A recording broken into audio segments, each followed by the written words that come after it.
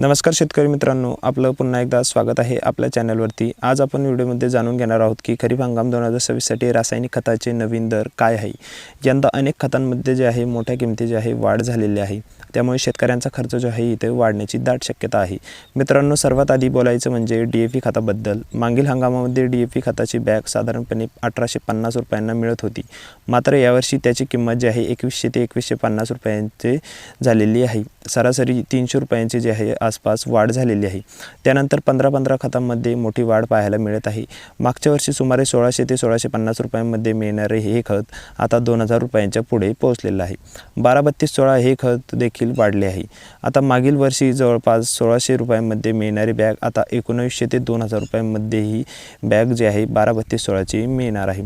आता 20-20 या खतांमध्ये देखील दरवाढ झालेली आहे।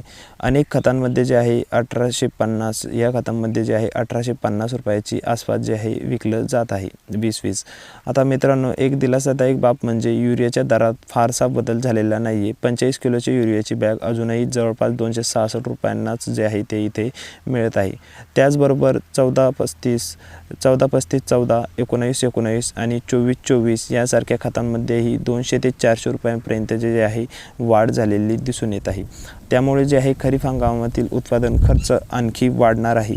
सिंगल सुपर फॉस्फेट म्हणजे SSP, दाणेदार आणि पावडर या खतांमध्येही दरही वाढलेले आहेत। मागील वर्षाच्या तुलनेत प्रति बॅग 100 ते 150 रुपयांपर्यंत या खतांमध्ये जे आहे किंमती जी आहे वाढलेली आहे। पोटॅश खतामध्ये जे आहे वाढ झाली आहे। मोप म्हणजेच म्युरेट ऑफ पोटॅश हे खत आता जवळपास 2000 रुपयांच्या आसपास जे आहे ते पोहोचलेलं आहे। तसंच मायक्रोन्यूट्रियन्स वापरल्या जाणाऱ्या झिंक, फेरस, मॅग्नेशियम, सल्फेट यांच्याही किमती जे आहे वाढलेल्या आहे। काही उत्पादनांमध्ये जे आहे तब्बल 150 ते 250 रुपयांचा जे आहे इथे पैशांची वाढ इथं झालेली आहे। मित्रांनो, यंदा जवळपास सर्वच रासायनिक खतांच्या दरात जे आहे वाढ झाल्यामुळे शेतकऱ्यांचे खत खरेदी करताना योग्य नियोजन करणं गरजेचं आहे। शक्य असल्यास माती परीक्षण करून खतांचे वापर करा, जेणेकरून अनावश्यक खर्च टाळता येईल।